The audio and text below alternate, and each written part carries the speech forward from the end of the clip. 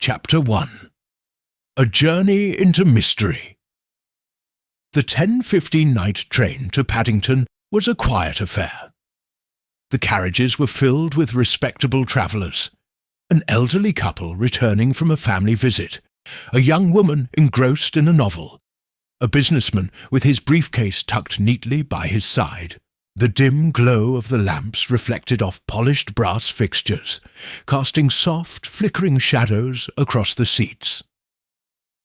In a corner compartment, Miss Marple sat comfortably, her hands folded neatly in her lap, observing the small world around her, with the keen interest of someone who had long learned that people revealed their truest selves in moments of supposed privacy. The journey had been uneventful until the train made a scheduled stop at a small countryside station, barely more than a platform and a waiting bench. A few passengers disembarked, stretching their legs in the crisp night air. Among them was a middle-aged woman in a dark travelling coat, her face hidden beneath the brim of her hat.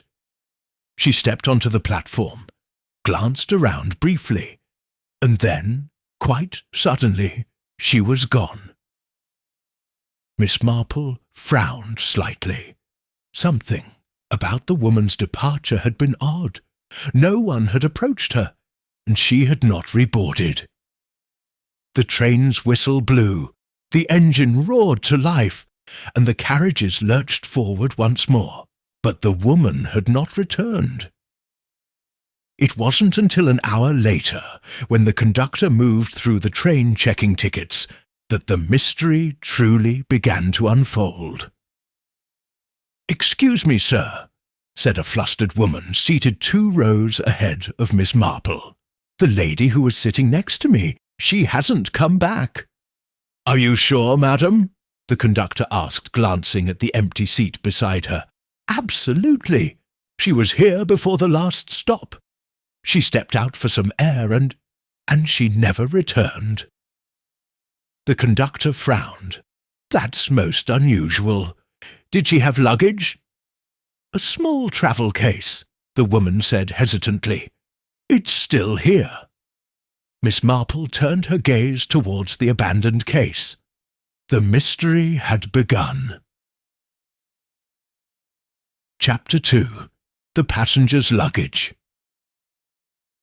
The train rattled along the tracks, its rhythmic motion a steady accompaniment to the murmurs of uneasy passengers. The discovery of the abandoned seat, coupled with the small travel case left behind, had cast a strange hush over the carriage.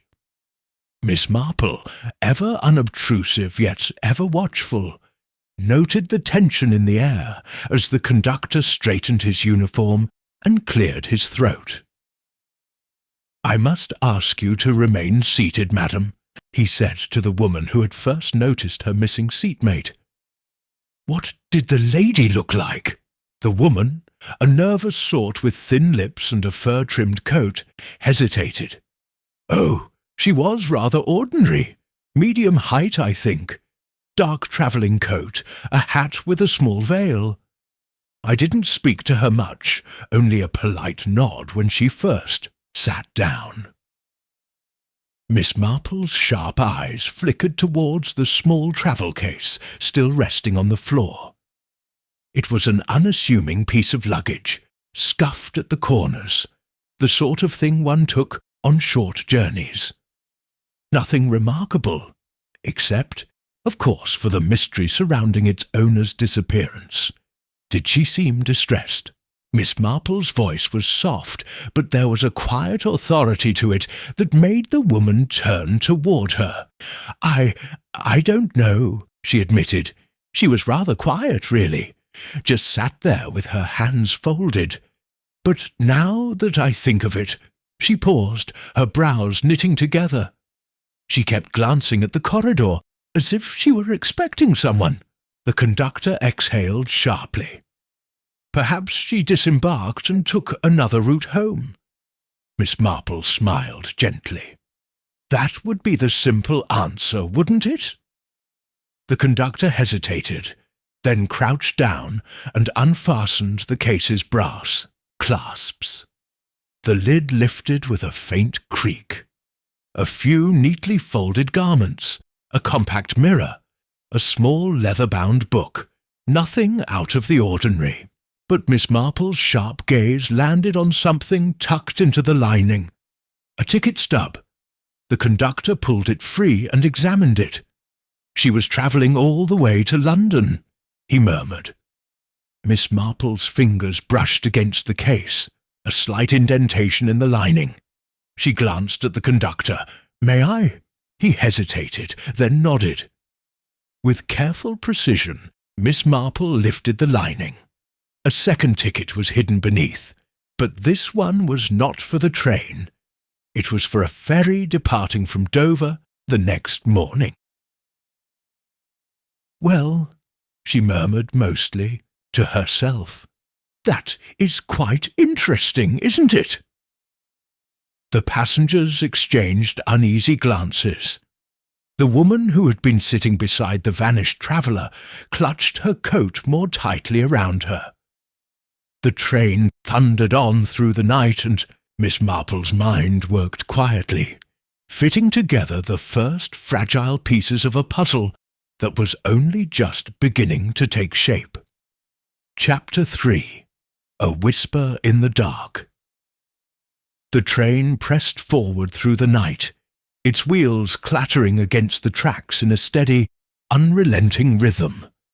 Yet, inside the dimly lit carriage, an air of unease had settled.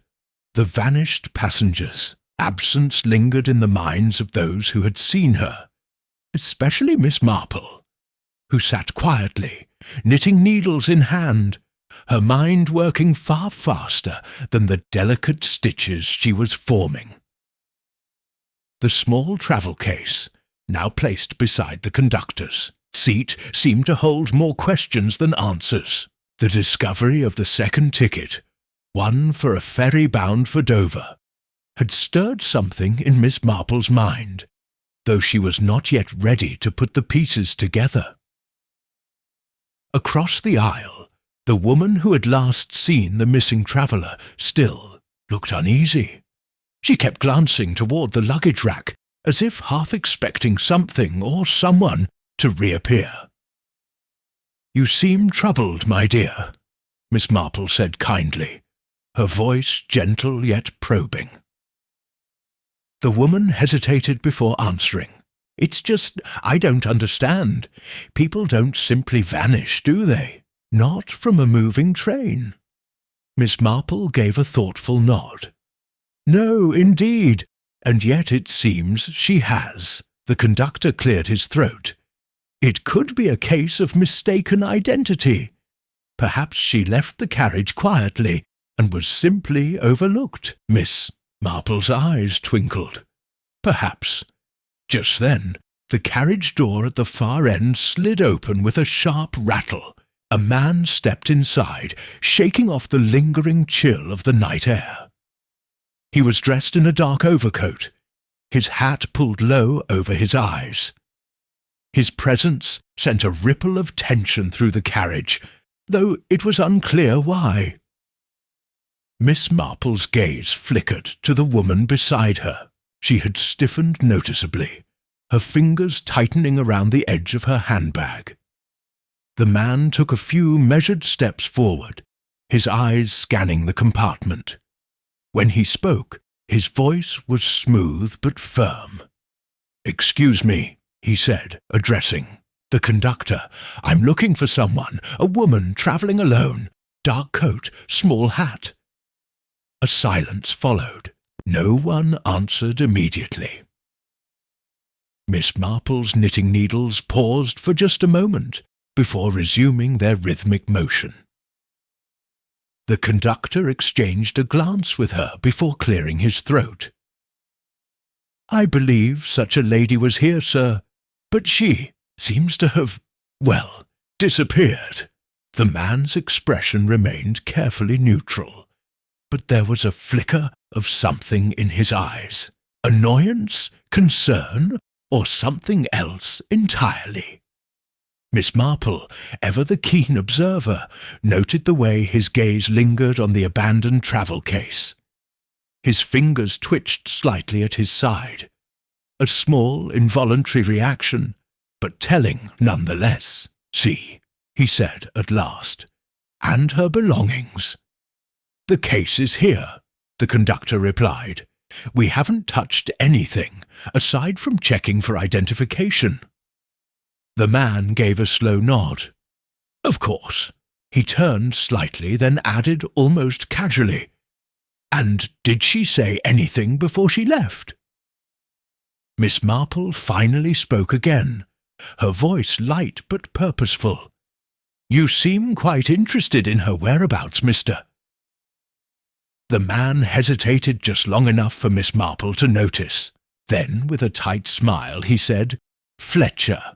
John Fletcher." Another pause. Miss Marple set down her knitting.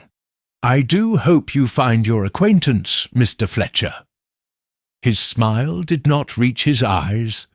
"So do I, madam, so do I." He turned and strode toward the carriage door, disappearing into the next compartment. Only when he was gone did Miss Marple glance back at the travel case. It had seemed ordinary before, but now it held the distinct weight of a mystery yet to be solved. And something told her that Mr. Fletcher was not just a concerned traveller, he was a man with a secret. Chapter 4. The Vanishing Puzzle deepens. The sheer hush that followed Mr. Fletcher's departure was laden with unspoken questions. The other passengers resumed their quiet murmurs, but an undeniable tension had settled over the carriage. Miss Marple, her knitting resting idly in her lap, watched the doorway through which the mysterious man had disappeared. The woman beside her, Mrs. Edith Langley, as she had earlier introduced herself, sighed heavily and clutched her handbag tighter. "I don't like this one bit," she muttered under her breath. "First, a woman vanishes, and now that man turns up, asking after her as if she were a lost piece of luggage." Miss Marple nodded sympathetically. "It is rather curious, isn't it?" The train rocked gently as it sped along the tracks, the rhythmic sound filling the silence that followed. The conductor, standing awkwardly near the travel case, cleared his throat. "Well, I suppose I ought to check the other compartments. If the lady is still on the train, she can't have gone far." He bent down and brushed his fingers over the case's handle. "Strange, though. There's something about this that don't sit right." Miss Marple tilted her head slightly. "In what way, Mr. Turner, madam?" "Henry Turner. Been on the railways near 20 years now, and I tell you, people don't just disappear." He hesitated, then added, "And if she'd left of her own accord, she'd have taken her case with her." "A very good point," Miss Marple agreed. "Unless, of course, she wasn't in a position to do so." Mrs. Langley gasped softly. "You mean—" Miss Marple gave a polite, non-committal smile. "Oh, I mean nothing, dear. Only that there are often simple explanations for complicated matters." Turner shifted uneasily. "I'll check the compartments," he said gruffly, and with that he disappeared into the corridor. Miss Marple turned to Mrs. Langley.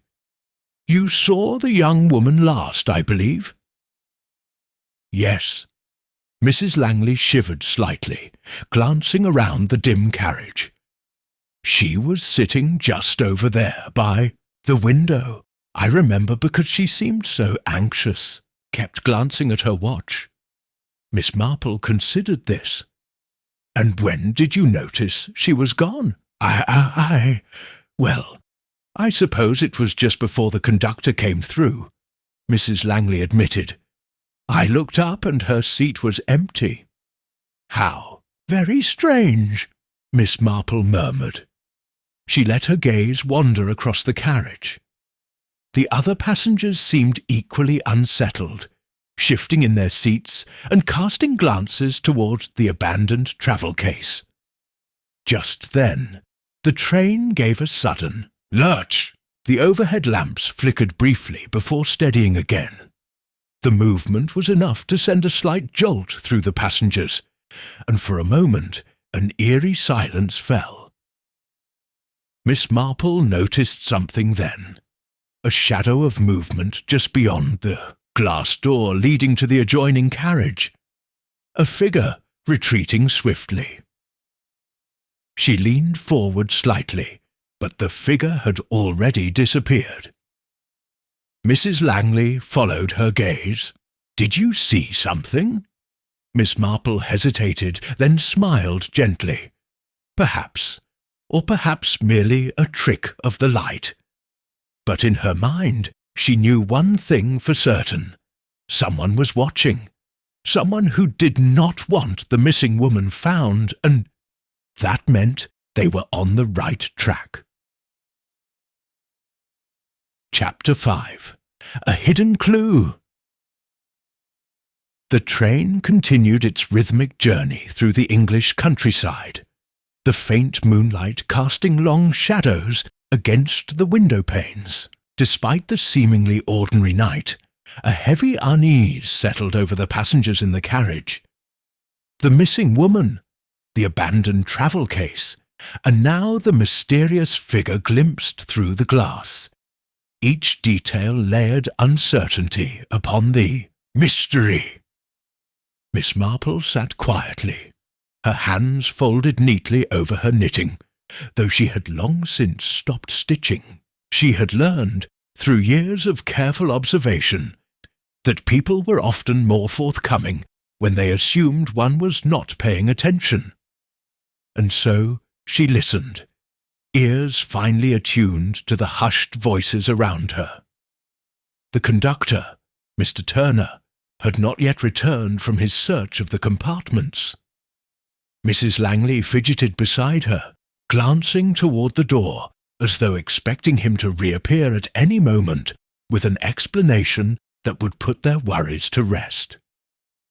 But Miss Marple suspected no such simple answer would emerge. Instead, her eyes flickered to the travel case.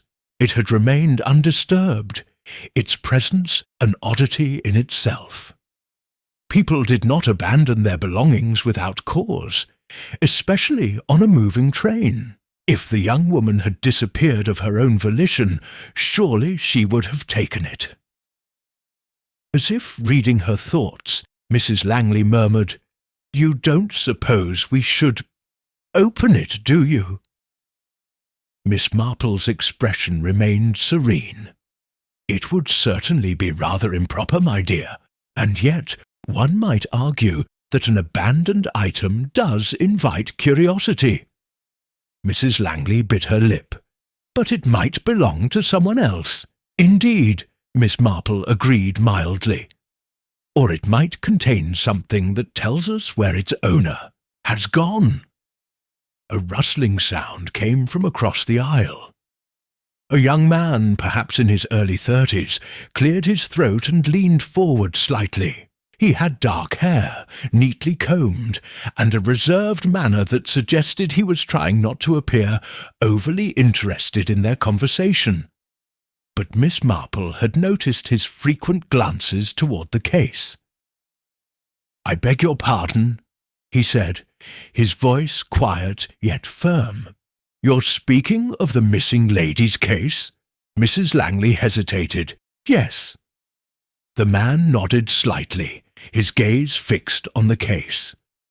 "I believe I saw her earlier, just before she vanished." Miss Marple regarded him with quiet interest. "How very intriguing. You are quite sure?" "Yes," he said, shifting uncomfortably. "She seemed agitated, as if she were expecting something or someone, or avoiding someone," Miss Marple suggested gently. He hesitated, then nodded.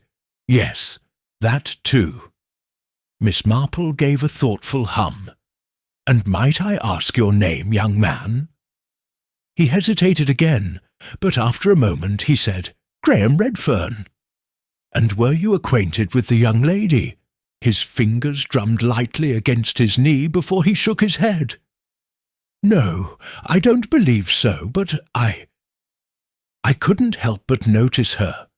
She stood out." Miss Marple's eyes twinkled.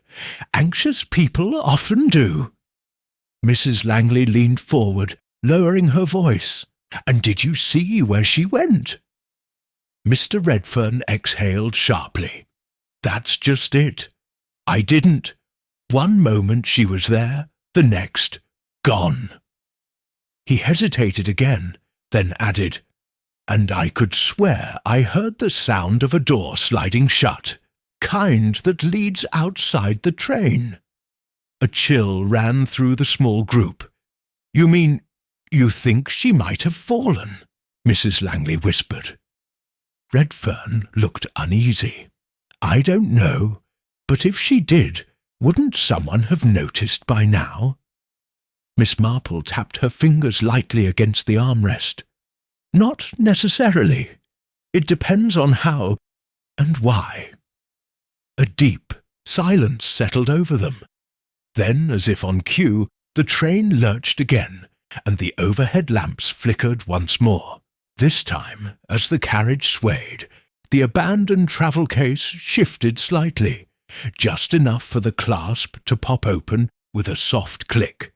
Mrs. Langley gasped. Mr. Redfern stiffened. Miss Marple, however, remained perfectly still, her gaze lowering to the case with quiet expectancy. The lid had opened just an inch, revealing the contents within, and amidst the neatly packed clothing and personal belongings, a single object stood out, a torn envelope, and on it, in smudged but unmistakable ink, was a name. Not the name of the missing woman, but that of Mr. Graham Redfern. Chapter 6. Confrontations and Secrets. For a long moment, the small group in the dimly lit carriage sat in silence, their gazes locked on the torn envelope inside the travel case. The name Graham Redfern, bold, inked, and undeniably present, seemed to hang in the air like an accusation. Mr. Redfern, to his credit, did not lunge forward or attempt to seize it. Instead, his expression tightened, his fingers curling into his palms as he swallowed hard. "Well," Mrs. Langley breathed at last, darting a nervous glance toward him. "That's rather odd, isn't it?" Miss Marple, her eyes sharp with quiet consideration, did not immediately respond. She simply tilted her head, observing Mr. Redfern's reaction. His face was pale but controlled, his breathing measured, a man calculating his next move. "Mr. Redfern," she said gently, "I do hope you'll forgive my curiosity, but do you know the young woman who was travelling with this case?" A muscle in his jaw twitched. "No," he said, a fraction too quickly. "I told you, I only saw her briefly." Miss Marple nodded thoughtfully.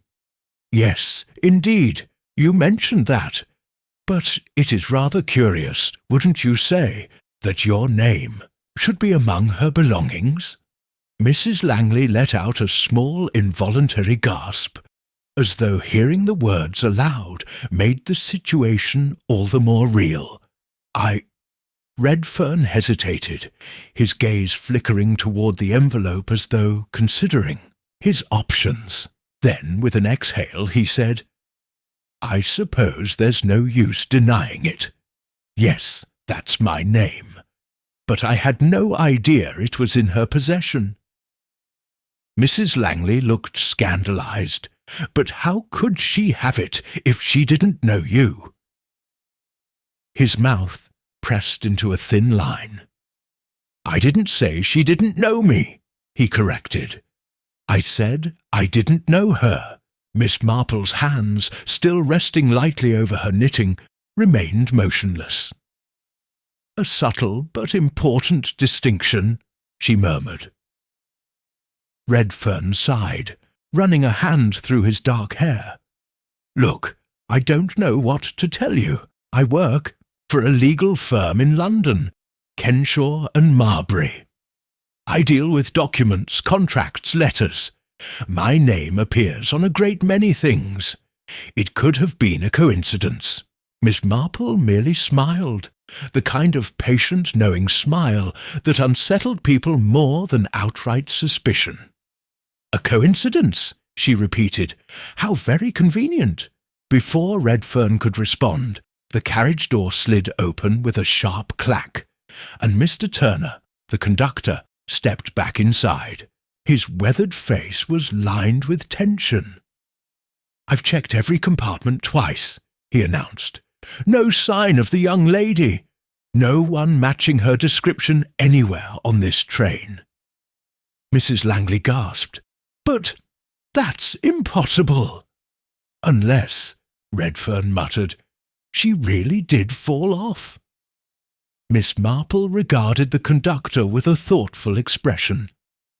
"And you're quite certain she didn't simply change compartments?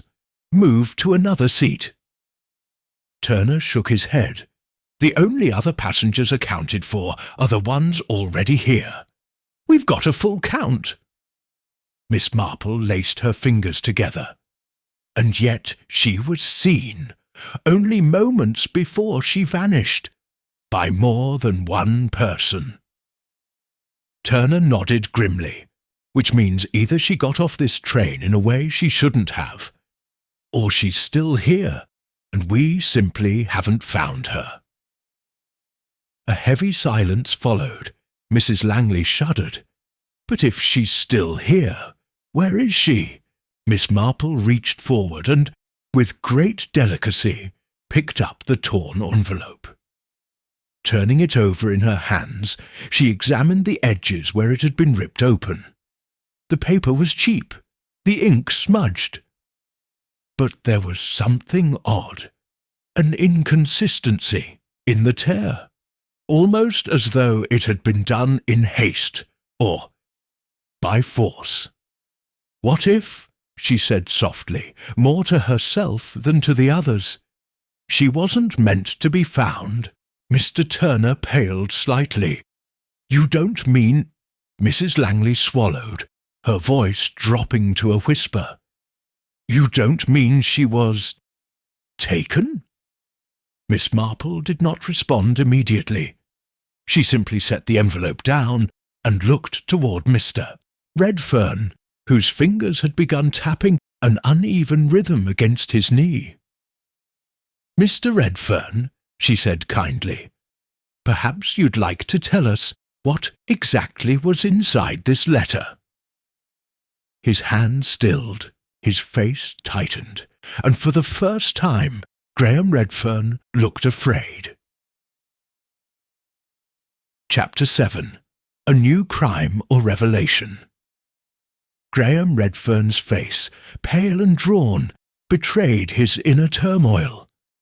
His fingers, which had been drumming against his knee moments before, stilled completely. The air inside the carriage was thick with unspoken tension. Mrs. Langley clutched her handbag, as though it might shield her from whatever dark revelation was about to unfold. Miss Marple, ever composed, simply waited. She knew the power of silence. Given enough time, guilt or fear would compel a person to fill it. Redfern exhaled sharply. "I suppose there's no use pretending, is there?" Miss Marple smiled gently. "Honesty is often the best course, Mr. Redfern, especially when a young woman's disappearance is involved." His jaw tightened. "I don't know where she is, but yes, I knew her." Mrs. Langley gasped. "You lied?" Redfern shot her an irritated glance. "I didn't lie, Mrs. Langley. I simply omitted the truth." Miss Marple merely inclined her head, a distinction that often proves quite significant. Redfern sighed, rubbing a hand over his face. Her name is, or was, Alice Pryor. She worked as a secretary at my firm. Not directly under me, but in the same building. I barely knew her beyond a few polite exchanges. Miss Marple's fingers hovered over her knitting. And yet she had your name in her possession. His lips thinned. That letter, if it was addressed to me, wasn't something I was expecting. I have no idea why she would have it. Miss Marple did not press him further, at least not yet. She simply studied him as though committing every nuance of his expression to memory. It was at that moment that Mr. Turner, the conductor, reappeared, but this time his face was grim. "We need to move to another compartment," he announced, his voice unnervingly subdued. "Now." Mrs. Langley stiffened. "Why? What's happened?" Turner hesitated, his eyes flicking to Miss Marple before addressing the group at large. "There's been another incident." Miss Marple rose without hesitation, her expression unreadable. "Lead the way, Mr. Turner."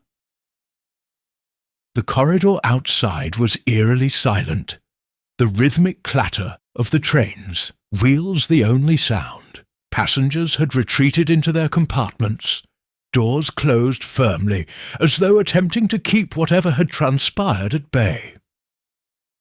Turner led them down the narrow passage until they reached a door near the rear of the carriage. Two railway attendants stood outside, their faces pale. One of them, a young man with dark curls, stepped forward. "It's in here, sir." Turner exhaled sharply and pushed open the door. Inside, the compartment was dimly lit, the single bulb above casting long shadows across the small space. The first thing Miss Marple noticed was the scent, faint but distinct, a sharp chemical tang that did not belong. And then her gaze fell upon the still figure slumped in the corner. A man, his head tilted at an unnatural angle. His hands limp at his sides, Miss Marple stepped forward, noting the small glass vial lying near his outstretched fingers. Even before she examined it closely, she knew. Poison. Mrs. Langley let out a strangled gasp. "Oh, my word!" Mr. Turner's voice was low, tense. "We found him just minutes ago. No sign of struggle, no witnesses." He hesitated before adding, "His name's Daniel Reeves. He was a railway clerk, off duty, travelling in his own time." Miss Marple's sharp eyes moved to the vial, then back to the man's face. His lips were slightly parted, his skin already losing its colour. Poison, a quiet, calculated method. Her mind raced. First, Alice Pryor had vanished, and now a man was dead, unrelated. No, that would be far too coincidental. Miss Marple straightened, her voice calm. This wasn't suicide. Turner looked startled. "But—" She gestured to the vial. "Me had no reason to kill himself. Not here, not now. This was administered to him, and I suspect whoever did it was hoping we'd believe otherwise." Mrs. Langley's hands trembled. "But then that means—" Miss Marple's gaze flickered to Redfern, who had remained conspicuously silent. "It means," she said softly, "that our missing young woman was not the only target tonight." A fresh chill ran through the carriage, and for the first time Miss Marple felt certain This was no ordinary disappearance. This was murder. Chapter 2. 8. Miss Marple's Final Test. The train's rhythmic clatter continued, steady and unchanging, as though indifferent to the grim discovery in the compartment. Outside, the English countryside blurred past, serene and untroubled. Inside, however, a storm was brewing. Miss Marple remained beside the lifeless form of Daniel Reeves, her sharp eyes methodically assessing every detail, the vial near his fingers, the absence of any immediate signs of struggle, the way his coat had been hastily straightened, as if someone had arranged him to appear undisturbed. Poison was a careful choice, a coward's weapon, often used by someone who feared direct confrontation. More than that, it was a deliberate method. This wasn't an impulsive act of violence. This was planned. Mrs. Langley, who had been hovering near the doorway, gripped the frame for support. I don't understand. Who was he? Why would someone want him dead? Mr. Turner, the conductor, rubbed his jaw, looking unsettled. Reeves worked for the railway company, kept records, handled ticket logs, nothing that'd make him a target. He hesitated. At least I wouldn't have thought so. Miss Marple's knitting needles clicked together softly as she turned her thoughts inward. First, a young woman vanished without explanation. Then, a railway clerk, a seemingly ordinary man, was found dead by poison. Coincidence was a lovely notion, but Miss Marple had never trusted it. She turned to Turner. "Do you know if Mr. Reeves had any connection to Alice Pryor?" Turner blinked. "Miss Pryor?" He frowned, considering. "Well, I suppose they could have crossed paths. She boarded this train often enough." Miss Marple's eyes sharpened. "And did she always board at Paddington?" Turner nodded. "Yes, always the same routine." Miss Marple's hands folded neatly over her knitting bag.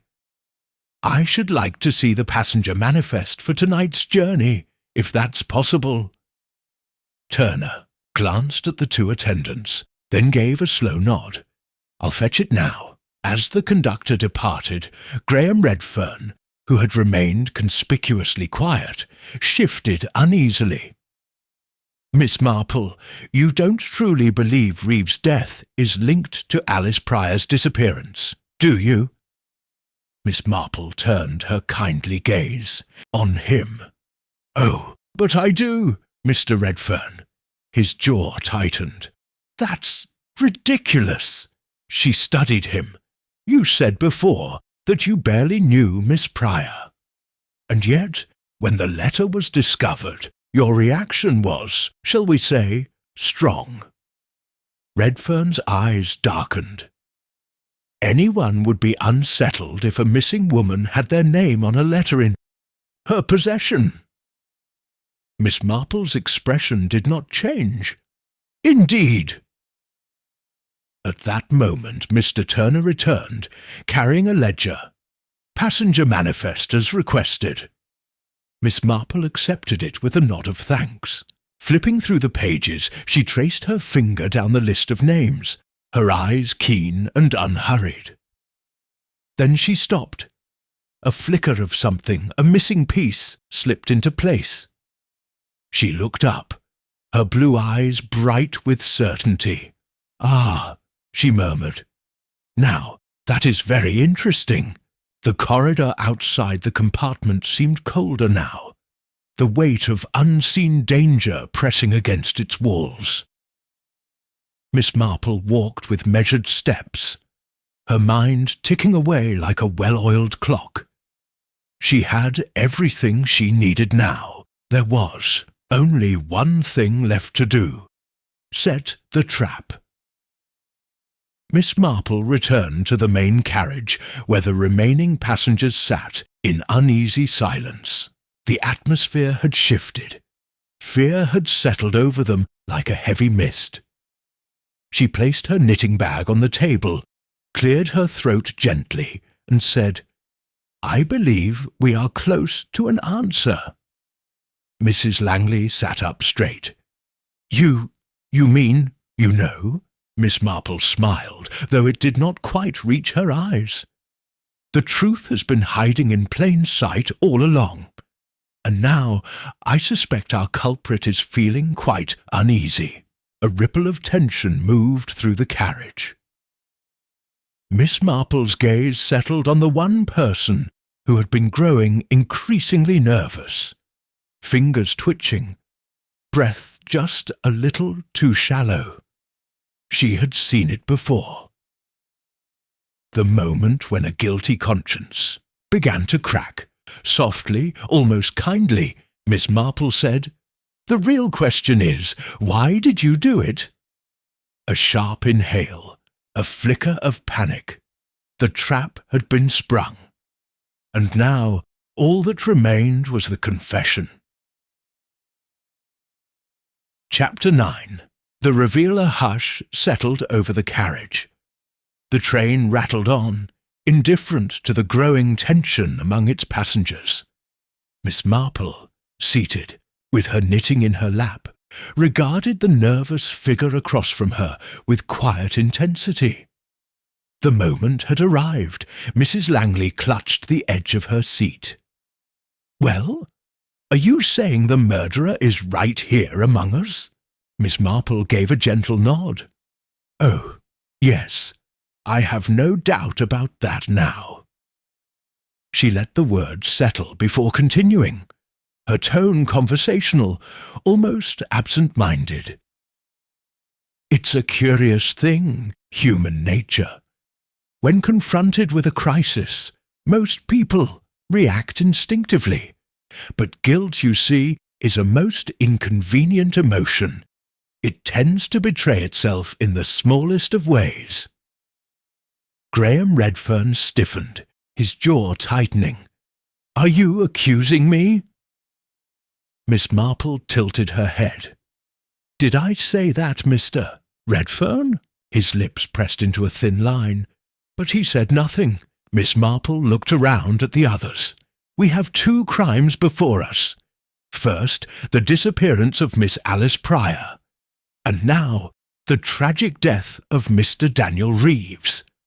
At first glance, they seem unconnected, but when you examine the details," she tapped her fingers lightly against the table, "they align far too neatly." Mr. Turner frowned. "How do you mean?" Miss Marple smiled. "Consider this. Miss Pryor was last seen boarding this very train, but she never arrived at her destination. That in itself is odd, isn't it? A train, after all, is a contained space. If she vanished, it means someone deliberately ensured she would not be found." Mrs. Langley gasped. "You mean she was murdered?" Miss Marple hesitated. "Perhaps, or perhaps there is another explanation, one that someone would kill to keep hidden." A silence followed. Miss Marple continued, her voice steady. "Mr. Reeves was a railway clerk, accustomed to handling records, but I suspect he had discovered something that put him in grave danger." She looked at Mr. Turner. "You mentioned Miss Pryor always boarded at Paddington, but her name is not on the official passenger manifest for tonight's journey." Turner paled. But I saw her." Miss Marple nodded. "Yes, you saw someone who looked like her, but I rather think Alice Pryor never boarded this train at all." The realization sank in. A few of the passengers exchanged nervous glances. Miss Marple turned back to Redfern.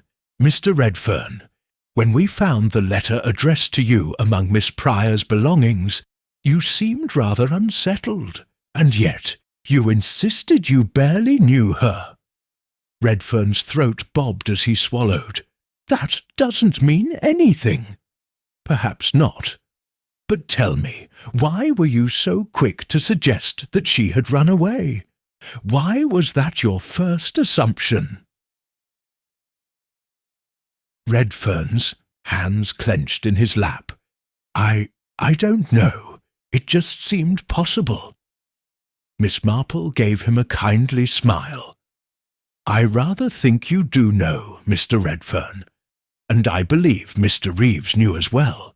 He must have found an inconsistency in the records, something that suggested foul play. And so, to ensure his silence, he was poisoned before he could expose the truth. The tension in the carriage was unbearable now. Miss Marple sighed almost regretfully. There's one last thing. When I spoke just now, when I asked, why did you do it? Only one person reacted. She let her gaze linger on Redfern, watching as he shifted uncomfortably. That is the thing about guilt, she murmured. It always finds a way to reveal itself. Redfern's face turned ashen. His fingers twitched. Then, suddenly, he surged to his feet. You have no proof, he snapped. You're just making wild guesses. Miss Marple remained utterly calm. Am I? A strained silence. Then Redfern let out a shaky breath, his shoulders slumping. For a long moment he didn't speak. Then, in a quiet, broken voice, he muttered, It wasn't supposed to happen like this. Mrs. Langley gasped. Mr. Turner stiffened. Miss Marple regarded him kindly. Why don't you tell us the truth, dear? Redfern let out a hollow laugh. The truth? His voice was bitter. Alice was never supposed to disappear. She was supposed to leave. She found out something. About me, about money I'd taken from the company. She was going to report it. His voice cracked. I convinced her to run instead. I told her I'd arrange it. A way for her to vanish, to make it look like she'd never been on the train. I even promised her some of the money. A pause. But Reeves found out, Redfern whispered. I don't know how. Maybe he noticed the missing records. Maybe he put two and two together. But he confronted me, said he was going to report me. He swallowed hard. I panicked. I had to stop him. Miss Marple sighed. So you poisoned him. Redfern's eyes filled with something like despair. I didn't mean to kill him. I just needed him to keep quiet. The confession hung in the air, thick and heavy. Mr. Turner stood. We'll need to stop at the next station and contact the authorities. Redfern didn't resist. His fight was gone. Miss Marple picked up her knitting again, her hands steady as she began to loop the yarn. Such a tragic thing, she murmured. So much trouble, all because of a little greed. The train rattled on. Outside, the darkness stretched on, endless and indifferent. But inside, the mystery had come to an end. Chapter 10. The Aftermath. The train slowed as it approached the next station, the rhythmic clatter of the wheels gradually softening. A tense silence filled the carriage, broken only by the occasional murmur from the passengers. Graham Redfern sat slumped in his seat, his hands clasped together, as if trying to hold on to some last shred of dignity. Across from him, Miss Marple quietly resumed her knitting, her needles clicking softly against one another. A steady, soothing sound in the charged atmosphere. Mr. Turner rose from his seat, his usual easy manner replaced by a newfound solemnity. "I'll inform the conductor," he said, glancing at Redfern with something that was not quite pity. "The authorities will be waiting at the next stop." Redfern said nothing. He merely stared at his hands, his face pale and drawn. Mrs. Langley let out a shaky breath, clutching at her pearls. "I can't believe it. All this time we've been sitting with a murderer." Miss Marple looked up mildly. "Oh, my dear, we mustn't be too dramatic. Mr. Redfern is not a monster. He is simply a man who made a series of very poor decisions, one leading to another, until he found himself with no way out." Mrs. Langley shook her head. "I suppose that's true. But it's dreadful all the same." Miss Marple nodded, her expression thoughtful. "Indeed, but you see, murder is very seldom committed by those who plan to kill. More often, it is the result of panic, of fear, desperation, or greed. And once one has taken that first step, it is terribly difficult to turn back." A porter passed through the carriage, pausing momentarily when he saw the grim faces. Miss Marple glanced up at him with a reassuring smile. "We've had a bit of excitement, but nothing that cannot be set right." The porter hesitated, nodded, and moved on. Mr. Turner returned a few moments later. "The conductor has sent a message ahead. The authorities will board at the next stop." He sat down heavily, rubbing his temples. "What a night!" Miss Marple's eyes twinkled. "Oh, but that's the nature of life, Mr. Turner. One never knows what a simple train journey may bring." Mrs. Langley gave a little shudder. "I, for one, shall be relieved to step off this train. I don't know how you can be so calm, Miss Marple." The elderly lady smiled serenely. "My dear, I have lived long enough to know that justice, like a well-made stitch, will always hold firm in the end."